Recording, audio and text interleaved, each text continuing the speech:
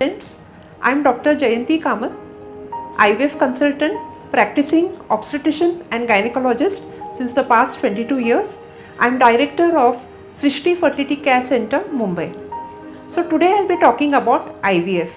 IVF is a scientific term which means in vitro fertilization, which simply means fertilizing a woman's egg outside her body. In vitro means outside the body, and fertilization means the union of the sperm and the egg. So is IVF really the treatment for all couples who are unable to conceive? No. IVF has certain indications, and the indications are the woman who has blocked tubes, the woman who has endometriosis, severe endometriosis grade 3 and grade 4. If the woman has tried other treatments and the treatments are not successful, then she has to go for IVF, or if a husband or male partner has moderately low sperm counts. IVF is also commonly known as test tube baby. Now there are two types of patients who come to me. The first type are those couples who have read a lot of matter on the net about fertility treatments and IVF, and they come to me and tell me, doctor, we want to do IVF only. We don't want any other treatment.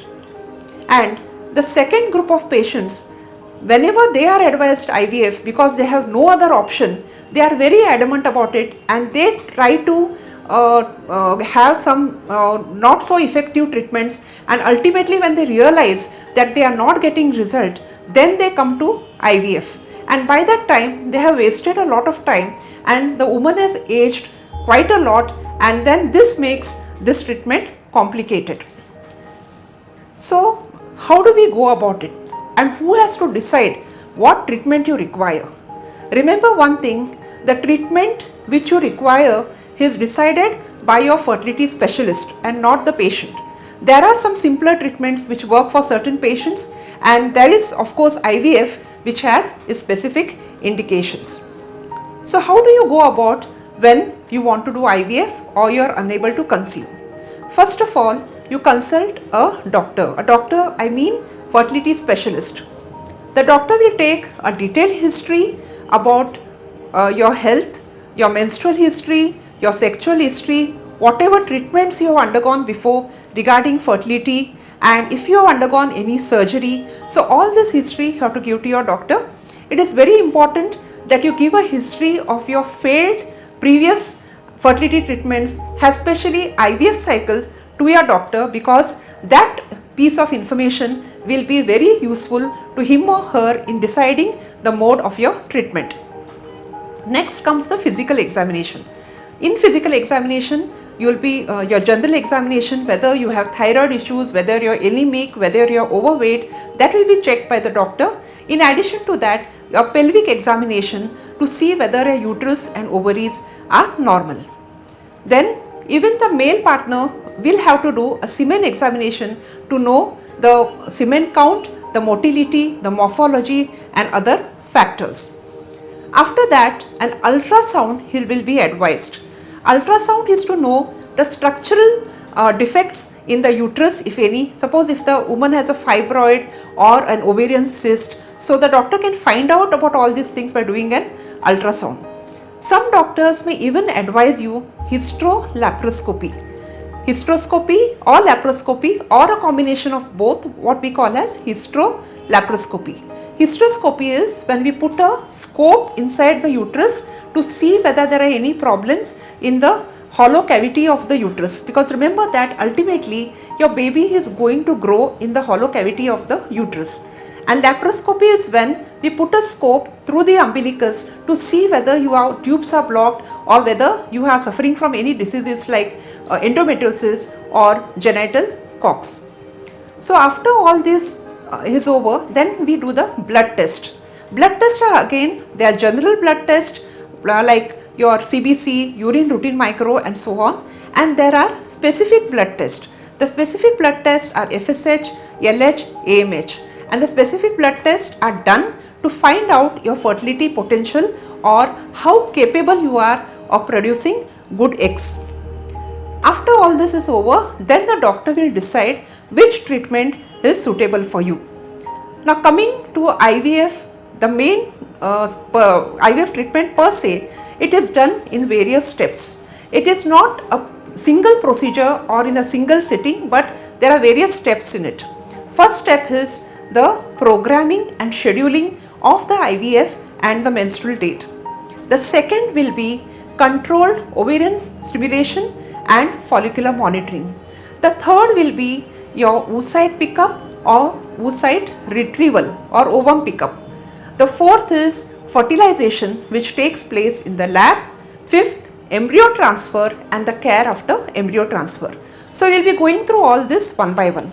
First of all, programming and scheduling your IVF date and your menstrual cycle. So the doctor will give you certain hormonal tablets at the end of which you will get your menses. And then accordingly, the probable date of your ovum pickup and IVF will be decided. The second step is controlled ovarian stimulation and follicular monitoring. So what do I mean by that? So right from the second day of the menses, the woman will receive injections that are hormonal injections, and these injections are given to increase the number of oocytes and to improve the quality of oocytes. As we all know that in a normal menstrual cycle, only one egg is released, but in IVF we have to produce more eggs so that we get more embryos, and thus the chances of pregnancy are increased. Now this is not an easy task because these hormonal injections are potentially dangerous. They have to be monitored. So we see all the changes in the follicles, the number of follicles or the growth of the follicles by doing an ultrasound. Now this ultrasound is called transvaginal ultrasound. Now why do we do it transvaginally and not per abdominally? Because a lot of women are very uncomfortable about the transvaginal ultrasound. Remember that by transvaginal ultrasound, the sonography probe is very close to your uterus and the ovaries. So the doctor is able to see the uterus and the ovaries very clearly. And what do we see in this transvaginal ultrasound? First of all, we see the number of eggs, then how well they are growing, whether they are growing properly, whether the lining of the uterus, because ultimately that is where the embryo is going to implant, whether the lining of the uterus is growing properly, whether the uterus and the ovaries have proper blood supply. So all these things will be studied in follicular monitoring. Now once the follicles reach maturity, the patient will be given an injection called as the trigger injection, and with this trigger injection the follicles are going to rupture. Then comes the next step, that is ovum pickup or oocyte retrieval. The next step is OPU, ovum pickup or oocyte retrieval, which simply means taking the eggs outside the woman's body. Now this procedure is done in the operation theatre. The woman has to come fasting. She'll be given very short general anesthesia, and we take out the eggs from her body by using again a transvaginal scan and a needle which will pierce the ovary and aspirate the follicular fluid. The follicular fluid will contain the eggs. Now this is a laboratory procedure. Then in the same setting, the male partner or the husband will be asked to give a fresh semen sample. After giving the semen sample, the sample will be washed and processed in the lab, and the best sperms will be chosen for fertilization. Now fertilization, what is fertilization? It is a union of the egg and the sperm. So we have the eggs here and we have the sperms. So these eggs and the sperms are mixed in a small dish called as Petri dish in the laboratory, and they are cultured in a culture media or a fluid and kept inside a device called as the incubator. Now in this device, the temperature, the pH and the humidity are controlled.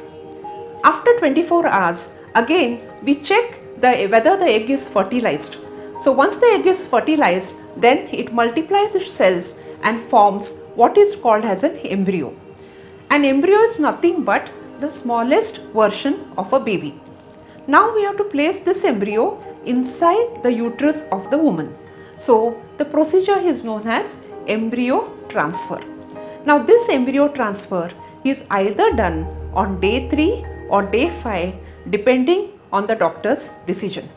This embryo is placed inside the uterus with a small plastic catheter.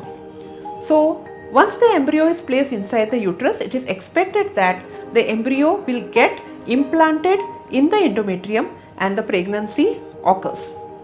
Now how do we know whether the IVF was successful or not? So after 15 days, we do a test called as beta HCG. It is a blood test and the levels of beta HCG in the blood will tell us whether the woman has conceived or not. Now coming to the success rate of IVF. Many people expect that since IVF involves cutting edge technology, involves a lot of cost, so result is bound to be 100%. No, that is not true. With the best of hands, with the best doctors and the best labs all over the world, the success rate of IVF is only 40 to 60%.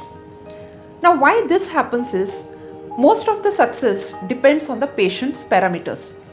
The sperm has to be healthy, the egg has to be healthy, the embryo has to be good, the endometrium has to be good, and sometimes even when everything is good, pregnancy does not occur. We do not know why that good embryo did not get implanted in the uterus. There are a lot of studies going on, but right now we have not reached any conclusion. Hopefully in the future we'll have all the answers. The next burning question is the cost of IVF. Why is IVF so costly? As you know, IVF is cutting edge technology. The reproductive medicine specialist has to be highly skilled and experienced. Secondly, it is not just about one doctor, it requires teamwork. The embryologist who works in the lab and is one of the pillars for the success of IVF, and he or she is the one who actually handles your gametes, that is whether it's the egg or the sperm or the embryo, plus the supporting staff. Third is all the injections which are used for super ovulation or controlled ovarian stimulation are quite expensive. There are many grades in those injections. Some of them are urinary gonadotrophins, some of them are highly purified gonadotrophins, and some of them are manufactured by recombinant DNA technology. So as the quality goes up, the cost is bound to increase. Next is, even these injections have to be stored in a stringent cold storage conditions. The temperature has to be maintained. So as you know that whenever you do your IVF, most of the injections you will be getting it from the doctor's clinic itself or by some attached pharmacy. This is because we are very particular that these injections have to be stored with the proper temperature. Otherwise, the potency of these injections will decrease if the temperature is not maintained. Now the next is the labware and the media which we use for IVF is extremely expensive. Remember that we are trying to mimic a natural procedure, and mimicking nature is very difficult. The media, the labware has to be of extremely good quality. Maintaining the IVF lab itself incurs a lot of expenses. Why? Because we have to maintain the temperature, the humidity, the pH, and even the quality of air. Every IVF center has expensive hair handling units and HEPA filters which consume a lot of electricity, and all the instruments which are used in IVF need periodic calibration. Remember that here we do not have a percentage for success. It is not a 50% success or 70% success. Either the patient is pregnant or she has not achieved pregnancy. Either it is 0 or 100%. So we do not compromise anywhere on the quality so as to get good results. Remember friends, IVF is a boon for most infertile couples. The first IVF baby was born in 1978 in UK, and at the same time Durga was born in India in the same year. If it had not been for IVF, many couples would have suffered from childlessness, or the only option which was left to them would be adoption. If you have any doubts on IVF or fertility matters, you can ask me in the comment section below. Thank you.